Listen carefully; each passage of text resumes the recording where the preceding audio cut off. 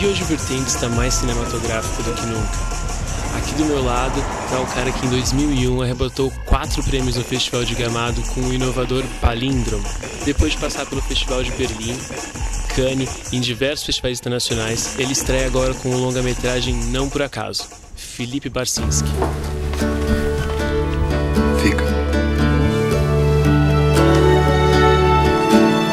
Depois de tantos curtas premiados e um circuito internacional, o longa é meio que funciona como uma recompensa depois de a gente ter feito tantos curtas. Eu acho que os curtas eles funcionam como um produto autônomo, eles não são necessariamente para quem vê passos para chegar ao longa, né? Cada um foi uma viagem pessoal, intensa, forte. Acho que eles funcionam como uma peça audiovisual daquela minutagem ali, né? Como um poema, um mini conto, e o romance o longa é um romance, né? Uma coisa de maior desenvoltura.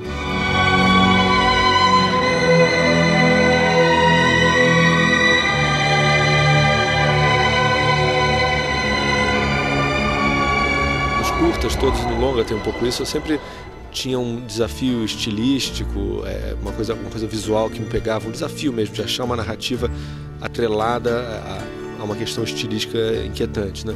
E isso traduzia um pouco uma sensação de um personagem. Eu acho que essa é a amarração assim, que eu buscava.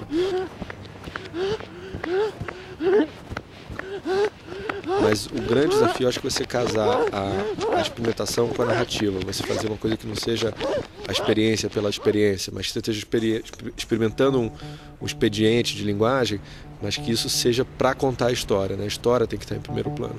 E no caso dos curtas, mais do que a história, todos têm história, mas é uma sensação, né?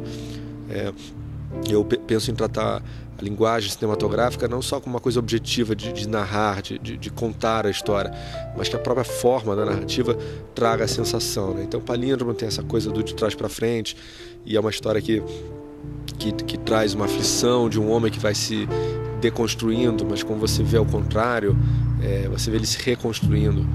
Mas como fazer isso ser uma história que só faça sentido assim, e como essa história use essa linguagem mais do que uma firula, mas realmente passar uma sensação, né?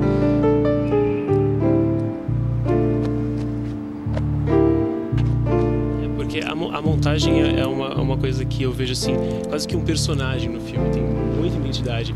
E no Janela Aberta, a gente acompanha com bastante humor negro, né? Uma pessoa potencializando uma coisa do cotidiano, assim, com mais neurose. O Janela Aberta trata de toque, desse transtorno obsessivo-compulsivo, né? Aquela coisa que todo mundo tem um pouquinho de que fica pensando se fechou ou não o gás ao sair de casa, ou fechou ou não a luz, e a pessoa começa a ter essas obsessões compulsivas que criam um transtorno na vida quando isso atinge um nível patológico. Mas isso todo mundo tem num certo nível, né? Hoje, quando eu fechei a janela, eu lembro que eu estava com uma camisa azul. Então o filme tem uma premissa que tenta meio que seguir o fluxo de pensamento de uma pessoa com um transtorno obsessivo compulsivo. Do início você ri, acha divertido, acha engraçado e tal. Aos poucos a coisa vai ficando mais intensa. E em relação à linguagem, o que eu estava buscando ali era, e você comentou da montagem, ao seguir o fluxo de pensamento de uma pessoa que está entrando em curto-circuito, eu senti que era um terreno fértil para livre associação de sons e imagens. Já faz um tempo. Eu tinha uma liberdade de montar mais do que a liberdade narrativa convencional. Quando eu fui fechar a janela, eu lembro que eu andei no tapete. Na quinta eu comecei com o pé direito. Na sexta eu andei na borda. No sábado, um pé atrás do outro.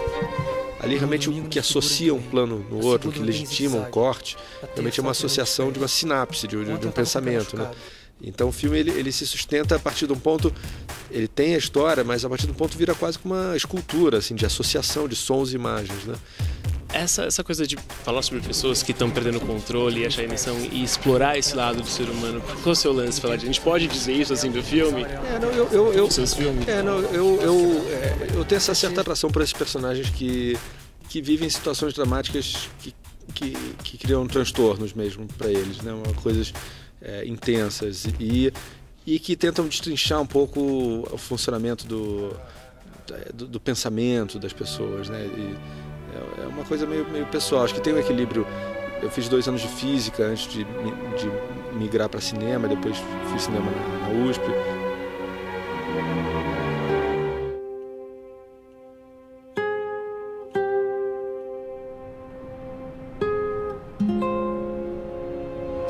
Engraçado, né? Uma coisa acontece agora e a gente não sabe onde vai dar. E você acha que, por ser um longa, ele tem que ser mais acessível, esse lance das camadas, e a gente pode realmente analisar o filme em outros âmbitos, mas ele tem que ser mais acessível do que um curto, assim, não dá pra experimentar tanto, não dá pra você fazer uma coisa mais radical?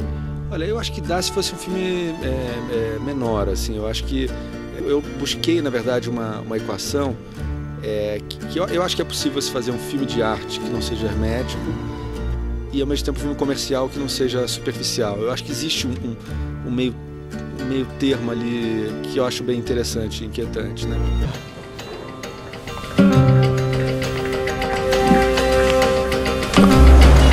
Ai, Pedro! O que foi, acidente?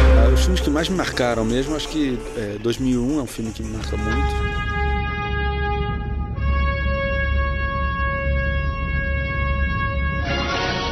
Que tem um grau de utilização altíssimo, mas que isso não sufoca a narrativa tem em primeiro plano. E é um negócio que eu também tento equilibrar, assim, ter bastante estilo e ao mesmo tempo ter interpretações fortes. Então esse equilíbrio é um negócio que no Kubrick eu acho incrível. E Polanski também tem isso aí. Acho que o Repulsa ao Sexo foi um filme que o filme, assim como o 2001 também, o visual e a construção do filme dá conta de ser um retrato, um raio-x assim, do que o personagem está sentindo na forma cinematográfica. Cronenberg, Lynch, são essas pessoas que veem esse meio lado torto dos homens e tentam dar uma visão cinematográfica para isso.